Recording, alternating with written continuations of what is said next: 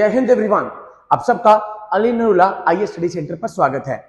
आज हम अपनी करंट अफेयर सीरीज का नेक्स्ट टॉपिक डिस्कस करेंगे 16 finance commission and FRBM act 2003। आप सबको पता होगा finance commission is a constitutional body under article 280 of the constitution. आपके पास स्टैट्यूटरी बॉडीज होती हैं जो एक्ट ऑफ पार्लियामेंट से बनती हैं। आपके पास कॉन्स्टिट्यूशनल बॉडीज होती हैं जिनका मेंशन कॉन्स्टिट्यूशन के अंदर होता है। फिनांस कमीशन उन्हीं में से एक बॉडी है and at present 15 finance commission चल रहा है। फिनांस कमीशन आपको बताता है कि किस तरीके से टैक्सेस को शेयर करना है between the union and the states. तो एट प्रेजेंट 15 के बाद 16 फिनांस कमीशन जल्दी ही आने वाला है। यहां पर कल परसों की ये न्यूज थी। इट विल री examine the recommendation of 15th finance commission. जो इससे पहले 15th फाइनेंस कमीशन चल रहा है उसको वो री एग्जामिन करेगा। Since many changes have taken place since 2017 that includes COVID-19, सबसे बड़ा ड्रास्टिक चेंज तो पूरा का पूरा सबकी लाइफ में COVID-19 ही लेकर आया है। And the subsequent geopolitical changes, आपको पता है जम्मू कश्मीर आज से अभी 4 दिनों के बाद 5 अगस्त 2019 जम्मू कश्मीर जो कि पहले स्टेट था उसके बाद उसे यूटी बना दिया गया। तो क्वाइट ऑब्वियस है, जिसे पहले 32% शेयर था कि टैक्सेस का पैसा स्टेट्स को देना है, वो यूटी बन गई तो वो चेंज हो गया। तो हम देखते हैं कि इन दोनों चीजों को जो भी जियोपॉलिटिकल चेंजेस हुए हैं एंड रिसेंटली ही जब डिलिमिटेशन कमीशन ने कहा है कि जम्मू कश्मीर में इलेक्शंस करवाए जाए, तो क्वाइट ऑब्वियस है 16 फिनांस कमीशन को उसी तरीके से यहां पर टैक्सेस को डिवॉल्व करना है। तो ये दोनों कोविड-19 और जियोपॉलिटिकल चेंजेस यहां पर देखने पड़ेंगे। अब हम बात कर लेते हैं पहले फिनांस कमीशन की। मैंने आपको बताया article number 280 of the Indian constitution deals with the finance commission. The president shall constitute a finance commission which shall consist of chairman, एक चेयरमैन होगा, राष्ट्रपति ये बनाएगा body, and 4 other members who are appointed by the president. राष्ट्रपति यहां पर appoint करेंगे। वो 4 मेंबर्स के पास कौन सा एक्सपीरियंस होना चाहिए, कौन वो मेंबर्स होते हैं, we will discuss. Qualifications for the members of Finance Commission is as per Finance Commission Act 1951। 1951 के हिसाब से वो 4 मेंबर्स आएंगे। Chairperson individual with the experience of public affairs, यहाँ पर जो चेयरपर्सन होगा पब्लिक अफेयर्स का एक्सपीरियंस होगा, यहाँ पर उसको लाया जाएगा। 4 मेंबर्स हाई कोर्ट का जज हो या फिर क्वालिफाइड टू बी वन, भाई या तो हाई कोर्ट का जज ही हो या उनके पास वो क्वालिफिकेशन हो जो हाई कोर्ट के जज के लिए चाहिए। Special knowledge of finance and accounts of the government, सरकार के फिनांस और सरकार के अकाउंट्स की उसे प्रॉपर नॉलेज हो। Special knowledge of economics, economics की प्रॉपर नॉलेज हो। Wide experience in financial matter and administration, ये चारों की चारों चीजें चाहिए। ये 4 मेंबर्स हैं चेयरपर्सन के अलावा। ये आपके प्रीलिम्स के लिए भी इंपॉर्टेंट है, ठीक है, एंड मेंस में भी आप कहीं ना कहीं से फिट कर सकते हो। Okay, now the next is it shall be duty of the commission to make recommendation to the president. भाई ये फाइनेंस कमीशन एक रिपोर्ट लेकर आएगा, उसके बाद वो राष्ट्रपति को देंगे। एंड इससे पहले भी क्वेश्चन आ चुका है कि कौन कौन से रिपोर्ट्स प्रेसिडेंट टेबल्ड करते हैं पार्लियामेंट में। इट इज क्या क्या बता रहा है, distribution between the union and the states of the net proceed of taxes and the allocation between the states of respective shares। पहले तो कुछ टैक्स है, यूनियन के पास टैक्स आया, अब किस तरीके से शेयर्स को यहां पर स्टेट को देना है टैक्सेस को, एंड हर स्टेट के पास भी कितना परसेंटेज भेजना है वो डिफर करता है। फॉर एग्जांपल कुछ हमारे पास हिमालयन स्टेट्स हैं, हिमाचल प्रदेश, उत्तराखंड, सिक्किम, जम्मू कश्मीर, ये सारे के सारे, ठीक है, अरुणाचल। तो यहां पर किस तरीके से टैक्सेस को यहां पर डिस्ट्रीब्यूट करना है फिनांस कमीशन बताएगा। The principal which should govern the grant in aid of the revenues of state out of consolidated fund of India. Consolidated fund of India क्या है, सरकार का गुल्लक, उसके अंदर पैसे आ रहे हैं सारे के सारे, किस तरीके से यहां पर ग्रांट इन एड देनी है फिनांस कमीशन डिसाइड करवाएगा। Any other matter refer to the commission by president in the interest of sound finance।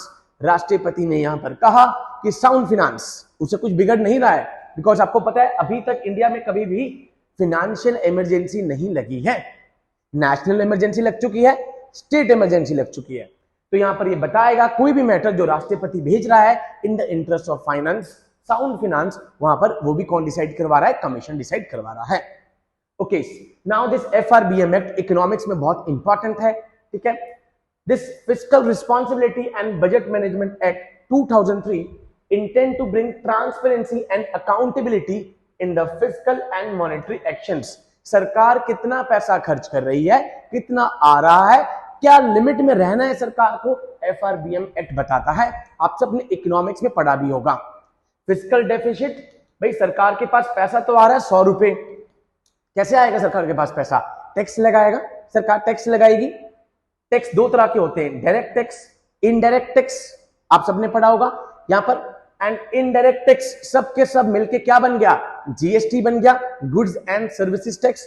Direct tax क्या है? भाई आप अपनी तनख्वाह के हिसाब से, जैसे अभी 31 जुलाई लास्ट डेट थी टैक्स भरने की, भाई जिसका जितनी तनख्वाह है, जिस स्लैब के अंदर वो आ रहा है, वो रिस्पेक्टिवली उतना टैक्स सरकार को दे देगा। क्लियर?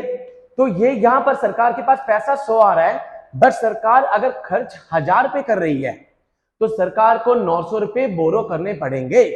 एंड जो ये बोरो करने पड़ेंगे तो क्वाइट ऑब्वियस है ये वापस भी देने हैं विद द इंटरेस्ट। तो क्वाइट ऑब्वियस है प्रिंसिपल के साथ इंटरेस्ट भी आएगा।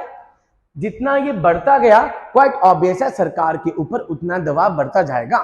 That is called a fiscal deficit. तो यहां पर FRBM, यहां पर ट्रांसपेरेंसी लाने के लिए, अकाउंटेबिलिटी लाने के लिए एक्ट आया था, जिसमें उसने बताया था कि किस तरीके से फिस्कल इंडिकेटर्स, सरकार को कितना कंट्रोल रखना है अपने ऊपर। Revenue deficit to be eliminated by 31 of March 2009 तक एलिमिनेट हो जाना चाहिए। A minimum annual reduction of 0.5 of GDP। Fiscal deficit to be brought down to lesser 3% of GDP। ये टारगेट था भाई, 3% ऑफ द GDP लेकर आना पड़ेगा। टोटल GDP का 3% बोरो कर सकते हो आप, इतना लेकर आइए।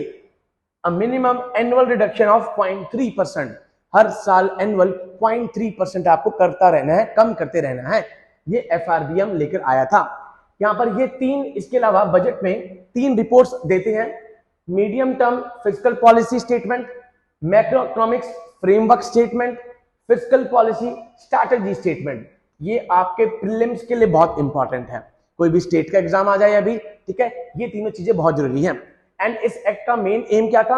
Propose that the revenue deficit, fiscal deficit, tax revenue and the total outstanding liability, जितना पैसा देना है आपने, outstanding liability to be projected as percentage of GDP।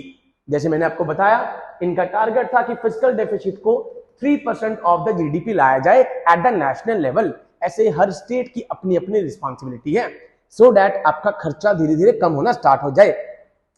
Several years have passed since FRBM Act was enacted, but the government has not been able, सरकार but in targets को achieve नहीं कर पा रही है लगातार। क्वाइट ऑब्वियस है, इसलिए आप देखते हैं कि धीरे धीरे ये अग्निवीर वाला इशू आया कि पेंशन कम हो जाए। भाई सरकार को देनी पड़ रही है ना पेंशन, इसलिए सरकार ने कहा 25% बच्चे पक्के करेंगे, 75% बच्चे हम बाहर कर देंगे। क्वाइट ऑब्वियस है 75% बच्चों को जो यहाँ पर क्या कहते हैं आगे जाके पेंशन देनी थी, वो सरकार के पैसे बचने स्टार्ट हुए। ये वन ऑफ द, वो बता रहा हूं मैं आपको, इंसिडेंट्स।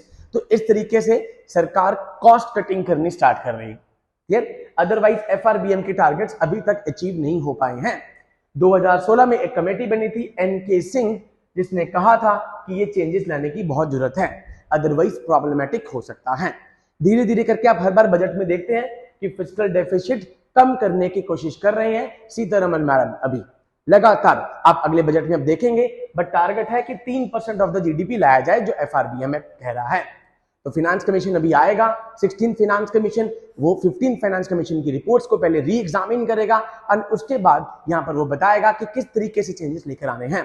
तो आप लगातार न्यूज़पेपर पढ़ते रहिए, सो दैट आपको पता लगता रहे कि 16 फाइनेंस कमीशन क्या रिपोर्ट लेकर आएगा। एंड ऐसी और इंफॉर्मेशन के लिए आप हमारा चैनल देखते रहिए। Jai Hind to all, take care.